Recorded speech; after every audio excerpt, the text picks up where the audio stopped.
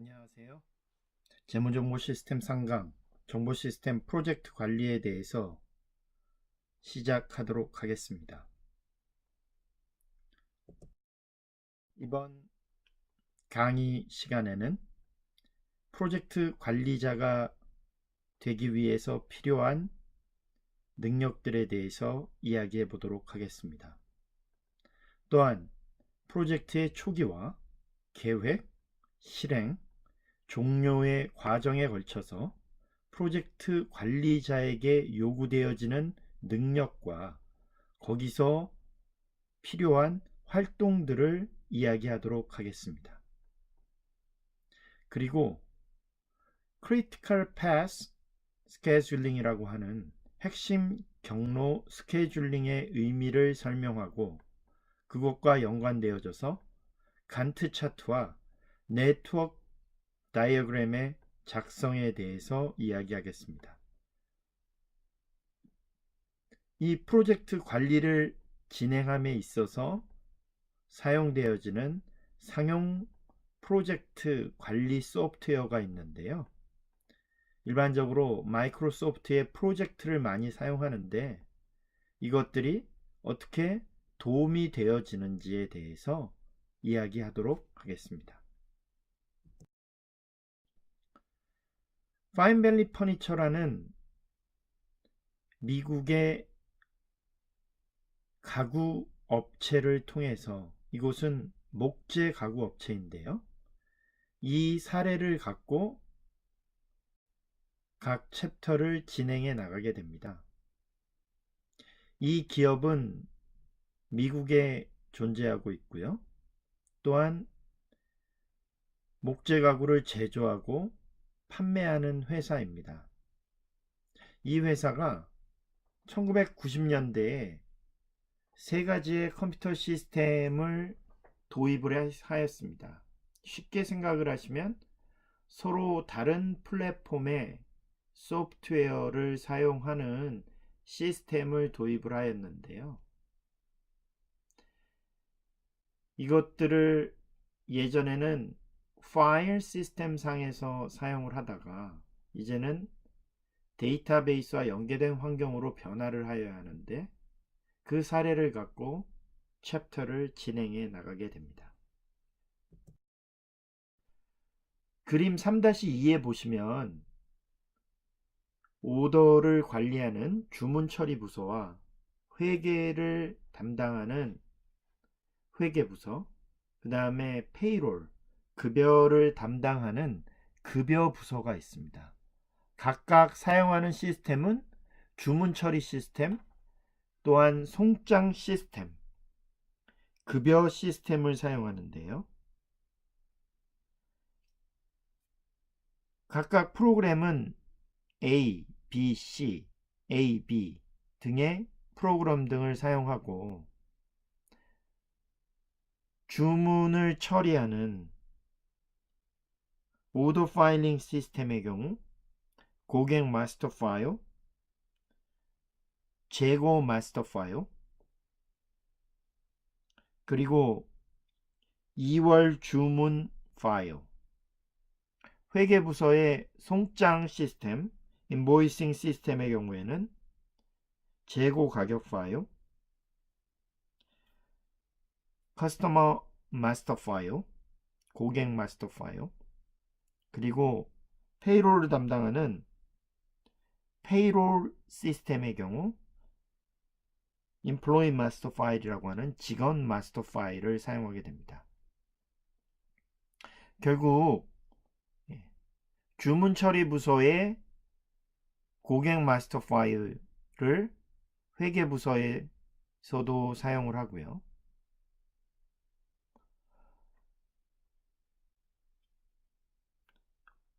주문 처리 부서의 인벤토리 마스터 파일과 비슷한 회계 부서에서는 인벤토리 프라이싱 파일이라고 할 수 있는 재고 가격 파일을 사용하게 됩니다.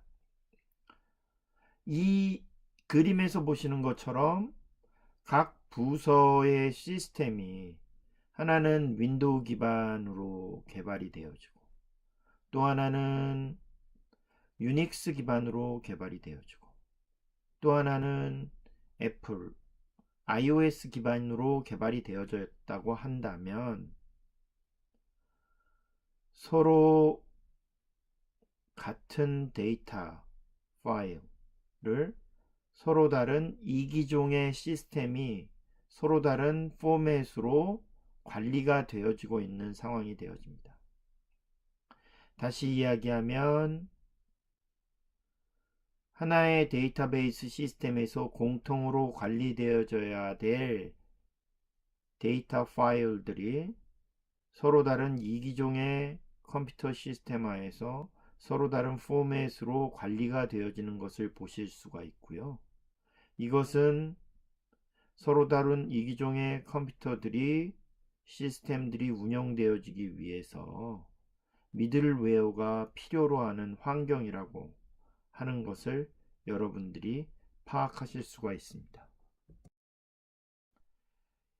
이 정보 시스템 프로젝트 관리를 위해서 기본적으로 정보 시스템 프로젝트가 고객들의 expectation, 커스터머의 기대를 만족시킬 수 있도록 하는 것에 초점을 맞추어야 합니다. 즉,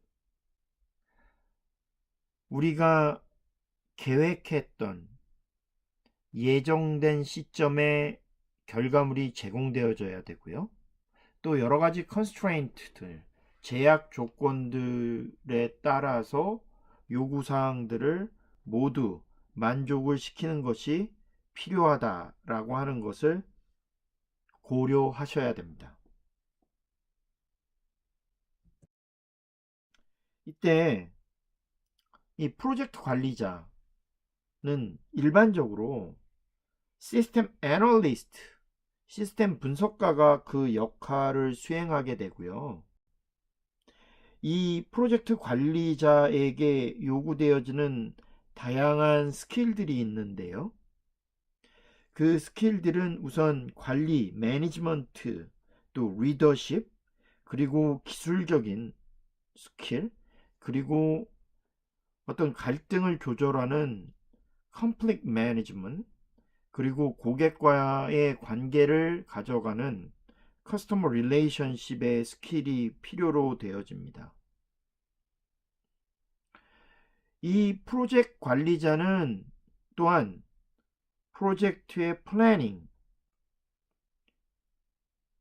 단계 전에 initiating, 즉 프로젝트의 초기화, 그리고 프로젝트의 계획, 프로젝트의 실행이라고 할 수 있는 executing, 그리고 프로젝트를 마무리하는 closing down을 담당하는 역할을 수행하게 되어집니다.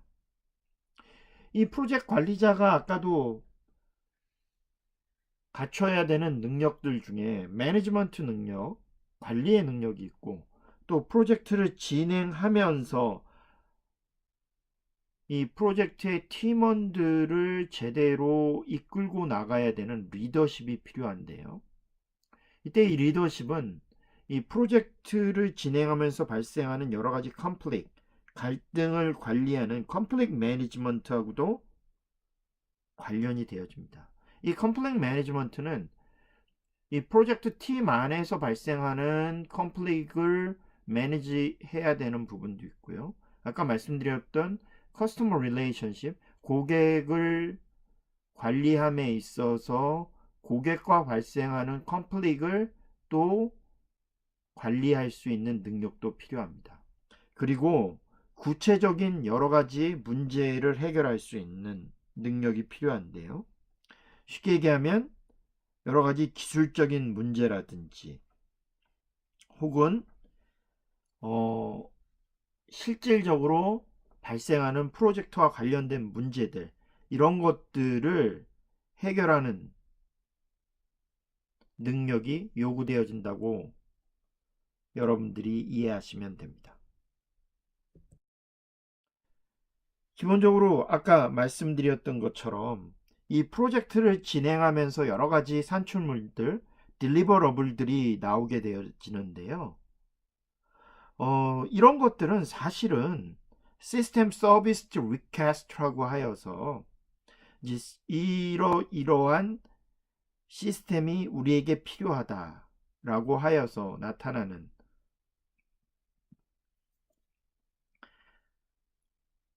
표준 양식 안에 다 기술이 되어지게 됩니다. 이 프로젝트를 진행함에 있어서 우리가 또한 feasibility study라고 하여서 이 프로젝트 관리자가 이 프로젝트를 진행하면서 실질적으로 현실적으로 가능한지 가능하지 않은지를 저희가 파악을 하고 그리고서 진행을 할지 안 할지를 하기 위해서 우리가 선행적으로 고려해야 되는 부분들이 있습니다. 결국 이 프로젝트 관리자는 기본적으로 프로젝트 관리를 위한 여러 가지 요소들을 고려를 해야 되는데요. 우리가 이것을 Art of Project Management라고 이야기를 하고, 기본적으로 Managing People이라고 해서 사람을 제대로 관리해야 하고, 또 어떤 방법론이나 어떤 툴을 사용할지, methodology와 툴들을 프로젝트 관리자는 고려하고 생각을 하여야 하고요. 또 time과 resource constraint, 즉 시간과 자원의 제약 조건들의 요인들을 생각하고 그 제약 조건에 따라서 진행을 하여야 되고요. documentation and communication, 또 문서화와 또 의사소통을 고려하여야 하고, customer and management expectation, 즉 고객 클라이언트의 기대사항 그리고 경영진의 기대사항을 만족시킬 수 있도록 진행을 하여야 하며, technological change, 기술적인 변화 요인들에 대해서 잘 이해하고 거기에 대한 지식을 갖고 있어야 하고, 아까 말씀드렸던 메소달러지 중에 시스템 디벨롭먼트 라이프 사이클, 시스템 개발 생명 주기에 대한 제대로 된 이해, 또 각 단계별로 나와야 되는 산출물, 이런 것들에 대해서 제대로 관리를 하여야 되고, Organizational Change and Complexity라고 조직적인 변화와 또 그 조직 안의 다양한 복잡성, 이런 것들을 관리하여야 되고, 이런 것들에 대해서 대처할 수 있는 능력이 있어야 됩니다. 또한 컨트랙터 앤 벤더들에 대해서 계약자들과 벤더들을 잘 관리할 수 있는 능력이 필요하다라고 생각을 하셔야 합니다. 이 프로젝트 관리를 함에 있어서 우선 이 프로젝트가 무엇인가, 여러분들 잘 아시는 것처럼 프로젝트는 목표를 달성하기 위해서 시작과 끝이 있는 일련의 활동들을 계획적으로 수행하는 것을 프로젝트라고 합니다. 이 프로젝트는 4가지 단계가 있는데요. Initiating the project, 초기화 단계가 있고요. Planning the project, 계획 단계가 있고요. Executing the project, 실행 단계가 있고, Closing down the project, 종료 단계가 있습니다.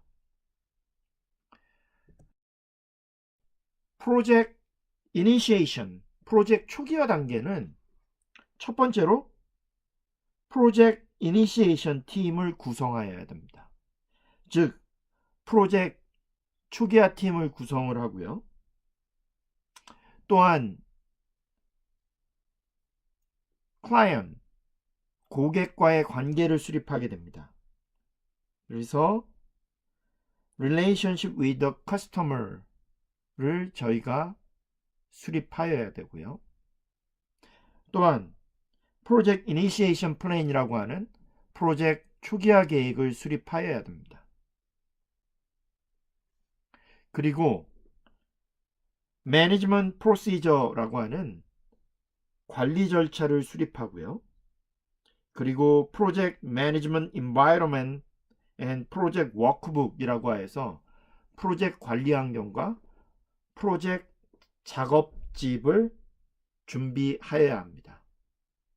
그리고 프로젝트 차터라고 하는 결국에는 프로젝트와 관련되어져 있는 여러 사항들이 모두 들어가게 되는 프로젝트 선언문을 작성을 하게 됩니다. 이 프로젝트 차터는 쉽게 말씀드리면 아주 짧고 아주 높은 레벨의 한 페이지 정도의 문서가 되어지는데요. 여기에는 이제 고객에게 프로젝트에서 최종적으로 산출되어지는 내용들이 무엇인지, 거기에 대한 주요한 요소들이 무엇인지 하는 것들이 이 안에 다 들어가서 나타나게 됩니다. 쉽게 말씀드려주면 프로젝트 타이틀, 그리고 date of authorization이 들어가고요. 프로젝트 매니저 name and contact information and customer name, 그리고 contact information, projected start and completion date, 프로젝트가 언제 시작되어지고 언제 마무리되어지는지, project description and objective, 프로젝트에 대한 전체적인 기술과 목적, 그리고 key assumption or approach, 주요한 가정이 어떤 가정이 있고, key stakeholder roles, responsibility, 그리고 시그니처가 들어갑니다. 즉 프로젝트의 주요한 관련자들이 누구고, 역할은 어떻게 되고, 책임 요소는 무엇이고, 그리고 각각의 사인이 들어가게 된다라고 생각을 하시면 됩니다. 그렇다면 프로젝트 워크북은 온라인으로 준비될 수도 있고 또 오프라인 하드카피로 준비되어질 수도 있는데요. 이 안에는 이 프로젝트와 관련돼서 인풋, 아웃풋, 또 프로젝트의 딜리버러블, 산출물들, 프로시저, 절차들, 그리고 표준이라고 하는 스탠다드, 그리고 이 프로젝트의 어디시나 혹은 이 프로젝트 팀의 멤버, 팀원들, 그리고 어떤 식으로 커뮤니케이션을 하게 되는지, 이거는 경영진, 그리고 또한 고객과의 커뮤니케이션도 나타나고, 그리고 이 프로젝트가 최종적으로 어떤 식으로 리뷰가 되어지는지, 이런 내용들이 다 워크북에 함유되어지게 됩니다. 이 프로젝트의 계획을 하면서 우리가 고려해야 되는 가장 중요한 요소는 프로젝트의 범위와 그리고 대안, 그리고 이 프로젝트의 아까 말씀드렸던 feasibility, 실현 가능성에 대해서 설명이 되어져야 됩니다. 그러기 위해서는 프로젝트에 대해서 정확하게 이해를 하고 어떤 문제점을 다루어야 하고 어떤 기회 요인이 있는지를 파악해야 되고요. 또 우리가 최종적으로 달성해야 될 결과물들이 어떤 게 있고 이 프로젝트가 성공을 했는지 실패를 했는지를 나타내는, 결국에는 이 프로젝트에 대한 메저먼트, 측정을 어떻게 하게 될지가 나타나게 됩니다. 그리고 이 프로젝트가 완료되어진다라고 하면 이 완료에 대한 판단 기준이 어떻게 됐는지라고 하는 것을 저희들이 판단할 수 있는 기준이 나타나게 되죠. 그러기 위해서 이제 프로젝트를 관리하기 위해서는 여러 가지 이제 작업들을 세분화시켜야 돼야 되는데요. 이 프로젝트를 결국에는 manageable task로 나누게 됩니다. 즉 관리가 용이한 작업들로 세분화하는데요. 그러기 위해서 필요한 게 work breakdown structure라고 하는 것이 기본적으로 필요합니다. 즉 작업 분할 구조라고 해서 이 작업 자체를 즉 관리가 가능한 manageable task로 쪼개는 프로세스를 이야기를 하게 되죠. 또한 간트 차트라고 하여서 그래피컬하게 우리가 손쉽게 눈으로 파악할 수 있도록 나타나게 되는 차트, 또 거기에 들어가는 리소스 자원이 얼마나 필요한지 예측을 하고 그리고 그 자원 계획을 수립하는 과정이 있어야 됩니다. 이때 우리가 코코모라고 해서 Constructive Cost 모델을 주로 사용을 하게 됩니다.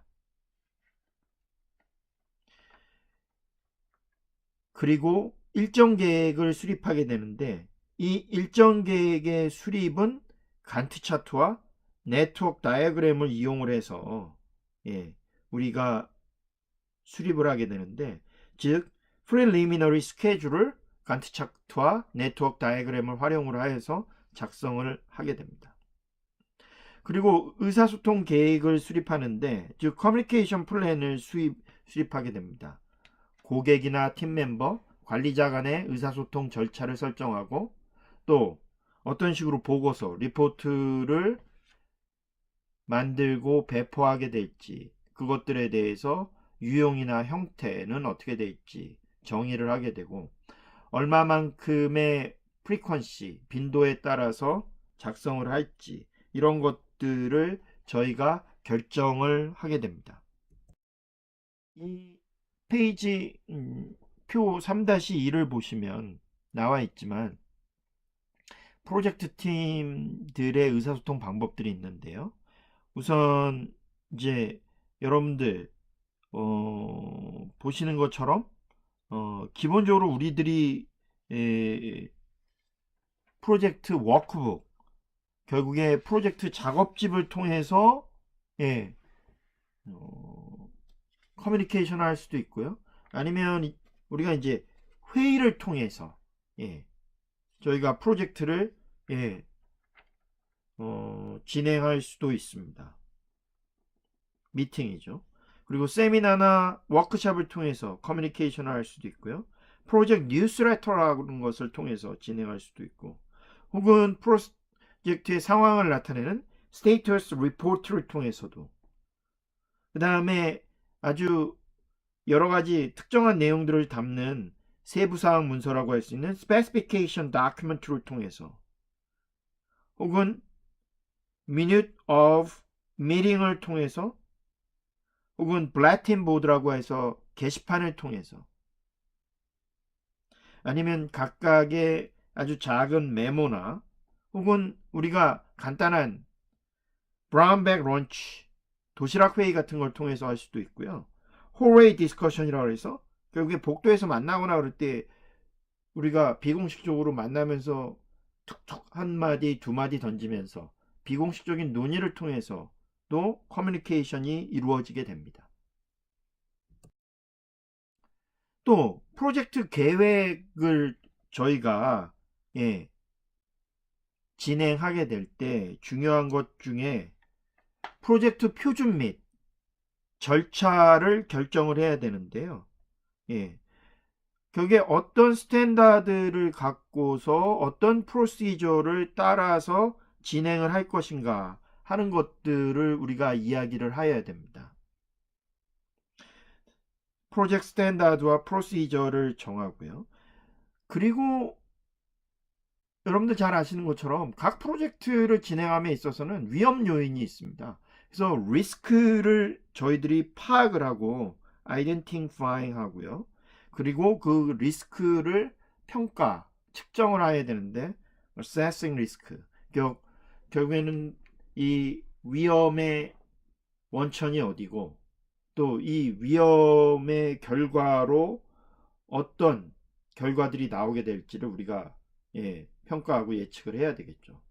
그리고 예산을 편성하는데요. preliminary budget을 만들어야 됩니다. 그리고 나서 프로젝트 스코프 스테이트먼트라 해서 프로젝트 범위 기술서를 작성을 하는데, 이때 프로젝트의 산출물들을 여기에 기술을 하여야 됩니다. 그리고 베이스라인 프로젝트 플랜이라고 해서 기본 프로젝트 계획을 수립하여서 각각의 프로젝트 작업들과 자원들이 어떻게 소요되어지는지, 그런 것들이 여기에 들어가야 되죠. 그리고 이제 프로젝트를 수행해 나감에 있어서 프로젝트 익스큐션 단계에서는 우선 베이스라인 프로젝트 플랜에 따라서 실행에 옮겨서 나가야 되겠죠. 그러기 위해서는 각각의 리소스, 자원들을 획득하고 활당하는 내용, 그리고 어떤 식으로 이제 프로젝트 멤버들을 교육을 시켜서 트레이닝을 시켜서 그 프로젝트 멤버들을 또 이 프로젝트에 참여를 시킬지, 그리고 프로젝트를 어떻게 스케줄링에 따라서 일정에 따라서 준수하게 될지 하는 내용이 들어가게 됩니다. 그리고 프로젝트 진척 사항을 모니터링하게 되는데요. 모니터링 프로젝트 프로그레스 against the baseline project plan입니다. 결국에 이거는 프로젝트 베이스라인 플랜, 베이스라인 프로젝트 플랜에 따라서 얼마나 잘 진행되고 있는지를 저희가 파악하고 진행해 나가는 거죠. 그거에 따라서 자원이나 예산이나 활동들을 조절하게 되고요. 그리고 나서 혹시라도 이 베이스라인 프로젝트 플랜에 혹시 변화가 있어야 된다라고 하면 거기에 따른 변경 내용 관리를 해야 되죠.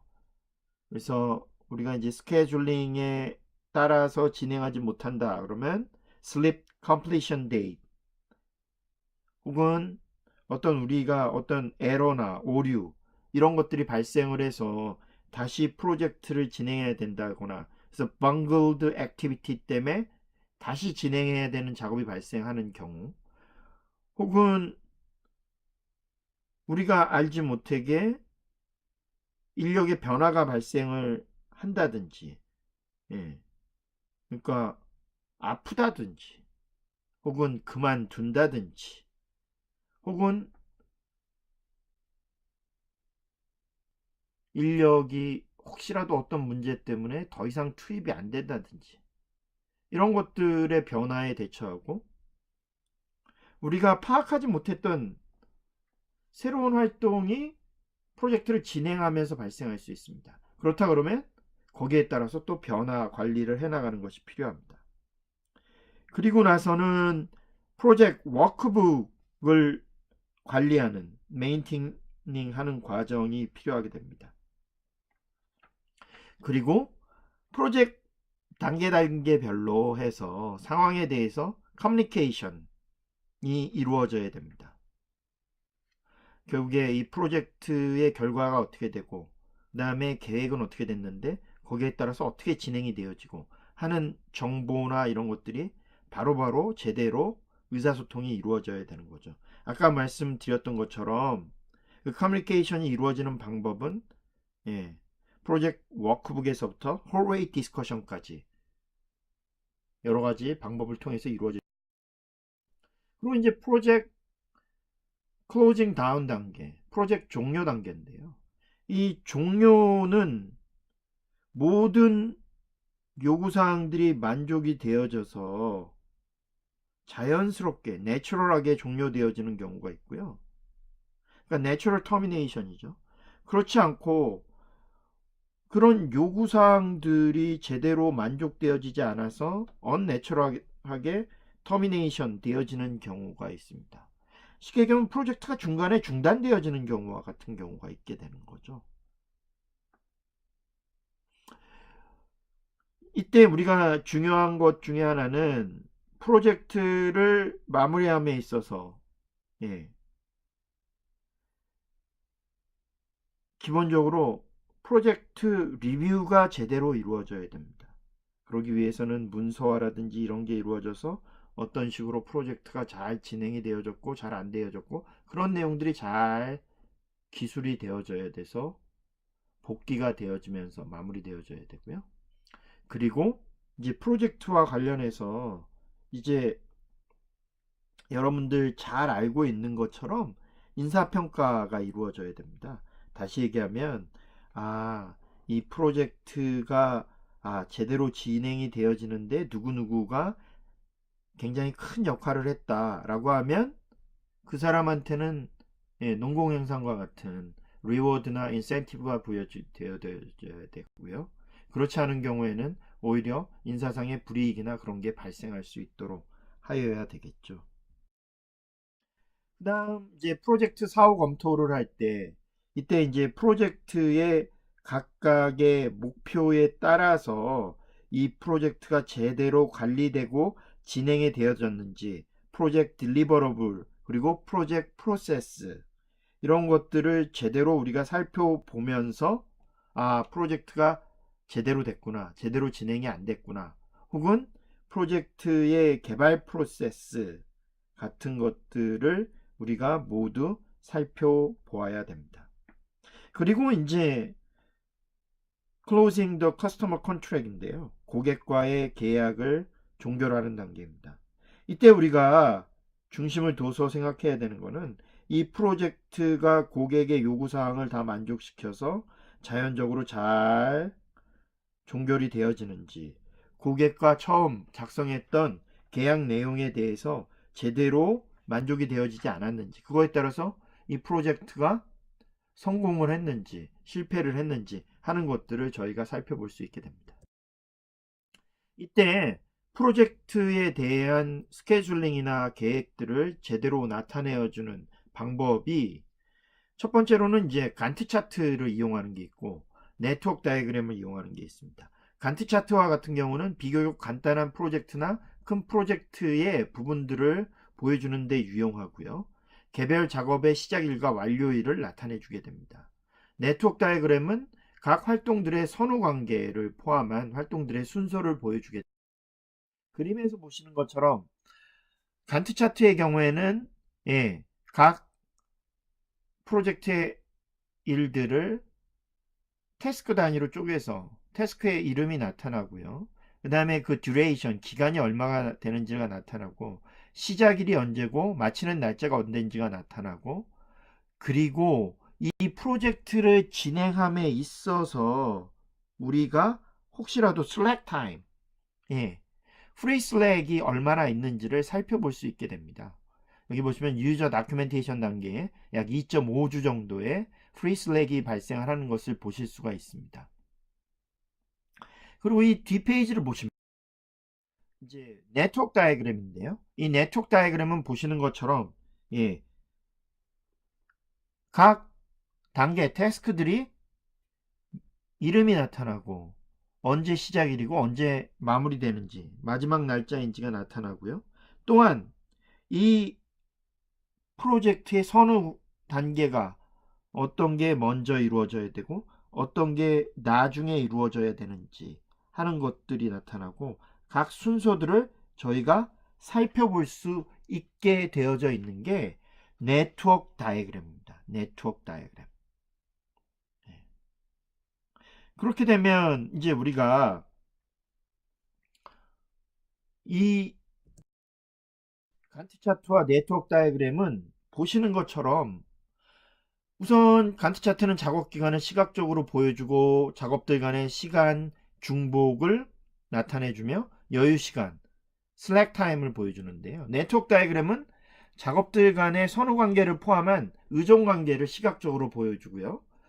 어떤 업무를 패럴럴하게 동시에 수행할 수 있는지를 보여주고 또한 여유 시간을 사각형 안의 데이터를 통해서 나타내 주게 됩니다. 그러니까 얼마만큼의 여유 시간이 있는지 없는지 하는 것들이 이 네트워크 다이어그램 안에서 보여지게 되는 거죠. 우리가 이 네트워크 다이어그램은 크리티컬 패스 스케줄링이라고 하여서 결국에는 이 작업이 어떠한 순서를 통해서 진행이 되는 게 가장 이 프로젝트를 완료하는 데 있어서 예, 최적화되어져 있는 시퀀스가 되는지를 나타내는 예, 것을 저희가 이용을 해서 준비할 수 있게 되는데요. 이것은 잘 정의가 되고 시작과 끝이 명확하거나 다른 작업들과 독립적으로 수행될 수 있을 때거나 순서가 제대로 있을 때거나 프로젝트 목표에 기여할 수 있을 때 사용되어지게 됩니다. 이제 주요한 강점은 프로젝트의 완료 시점이 각 활동의 일정 변경에 따라서 어떻게 영향을 받을 수 있는지를 보여줄 수 있다는 것이 되는데요. 이제 파인밸리 퍼니처를 갖고서 우리가 좀 살펴보시게 되면 이제 각각의 이제 단계별로 각각의 활동들을 정의하는데요.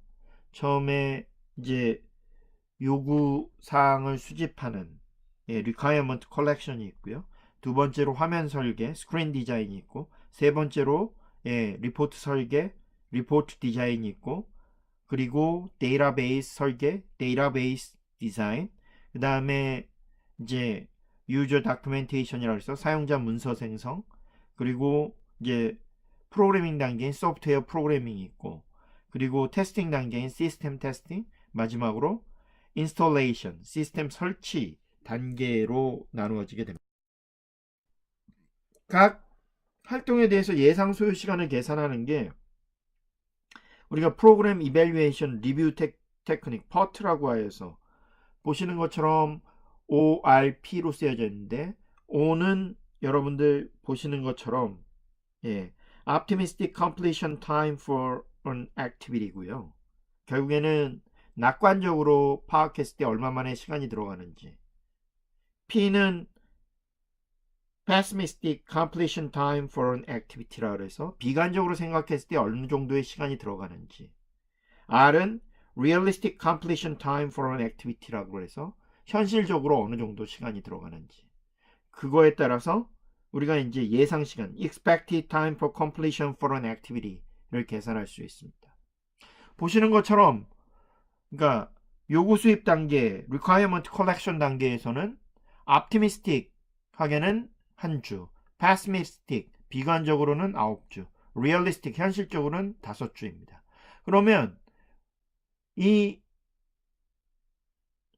expected time을 계산하는 것은 한 주 더하기 4 곱하기 5주 더하기 9주 결국에는 30주 나누기 6주가 돼서 5주의 예상 소요 시간이 나타나는 것을 보실 수 있고, 이 단계별로 여러분들이 보시는 것처럼 다음 단계도 마찬가지 활동들에 대해서 보실 수가 있습니다.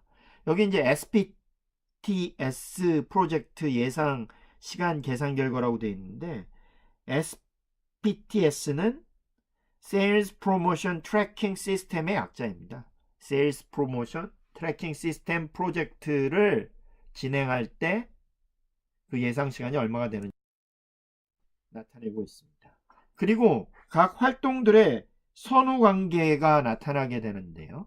이 활동들의 선후 관계는 그림 3-24에서 보시는 것처럼 요구 수집 단계의 경우에는 먼저 진행하여야 되는 선 단계가 없고요. 선행 활동이 없고, 그러니까 proceeding activity가 없는 거죠. 그러나 화면 설계나 리포트 설계의 경우는 요구 수집이 proceeding activity가 되고요. 데이터베이스 설계의 경우에는 화면 설계와 리포트 설계 2번과 3번이 선행 활동이 되고, 5번 이제 다큐멘테이션, 유저 다큐멘테이션, 사용자 문서 생성의 경우와 프로그래밍의 경우에는 4번 데이터베이스 설계가 proceeding activity가 되고, 테스팅 단계에는 6번 프로그래밍이 있어야 되고, 설치 단계는 5번과 7번 즉 유저 다큐멘테이션과 테스팅이 proceeding activity가 되는 것을 보실 수 있습니다. 그럼 이것에 네트워크 다이어그램을 그리게 되면 이제 요구 수집 1단계, 그 다음에 스크린 설계는 리포트 설계와 같이 1단계 뒤에 병렬로 진행이 가능하고, 데이터베이스 설계가 그 다음 이루어지고, 데이터베이스 설계 이후에 보시는 바와 같이 5번째 유저 다큐멘테이션 사용자 문서 생성과 프로그래밍 6번 단계가 이루어지게 됩니다. 또 이 6번 단계 이후에는 테스팅 단계가 있고요. 이 설치 단계는 아까 말씀드렸던 5번과 7번 유저 다큐멘테이션과 테스팅 단계 이후에 인스톨레이션 단계로 진행되어져 나가는 것을 볼 수 있습니다. 근데 여러분들 아까 보셨던 것처럼 이 각각의 단계들은 우리가 이제 earliest expectation completion time하고 그리고 latest expectation completion time을 계산할 수가 있습니다. 앞에 있었던 간트 차트에 나와 있는 그리고 우리가 계산했던 expected time을 가지고서 생각을 해보면 결국에 requirement collection 단계는 5주, 스크림 설계와 리포트 설계는 6주, 결국에는 earliest와 latest가 다 11주 만에 2번과 3번이 완료가 되어지는 걸 볼 수가 있고요. expected time이 6주이기 때문에 그리고 이제 데이터베이스 설계의 경우에는 expected time이 2주이기 때문에 earliest나 latest가 다 13주가 걸리는 것을 볼 수가 있습니다. 근데 이제 5번의 유저 다큐멘테이션 단계의 경우에는 2.5주의 free select time이 있기 때문에 earliest는 18.5주, 그러니까 expectation time 5.5주에 따라서 13주에다가 5.5주로 돼서 18.5주가 되지만 latest time은 2.5주의 여유를 더하면 21주가 가능하고요. 6번 프로그래밍은 expected time이 5주이기 때문에 13주에 5주 더하면 earliest나 latest나 다 18주가 되어지고요. 7번 프로그래밍은 3주의 듀레이션이 있기 때문에 18주에 3주를 더하면 earliest나 latest가 다 21주가 되어집니다. 그리고 인스톨레이션 설치 단계 8번은 expectation time이 1주이기 때문에 21주에 1주를 더하면 earliest나 latest가 22주로 나타나는 것을 여러분들 보실 수가 있습니다. 결국에 critical path는 5번에서 8번으로 가는 게 아니라 6번, 7번을 거쳐서 8번으로 가는 것이 critical path가 된다고 여러분들 생각하시면 됩니다. 이거를 이제 관리하는 상용 소프트웨어는 지난번에 말씀드린 것처럼 프로젝트이라고 하는 마이크로소프트에서 나오는 상용 소프트웨어를 사용할 수 있는데요. 이걸 통하면 프로젝트 스타팅 앤 엔딩 데이트를 저희가 설정을 할 수가 있고요. 그리고 각각의 태스크를 입력을 하고 그리고 각각의 릴레이션, 태스크 릴레이션을 설정을 할 수가 있습니다. 배정을 할 수가 있습니다. 또한 프로젝트 리포트를 우리가 검토, 리뷰하기 위해서 스케줄링 메소드를 선택할 수 있습니다.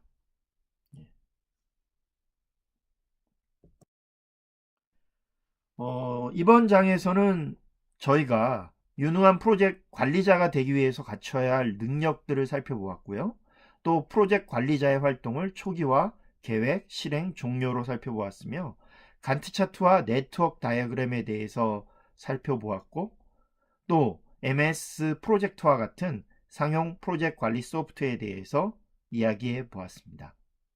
예, 여러분들 수고 많으셨습니다. 감사합니다.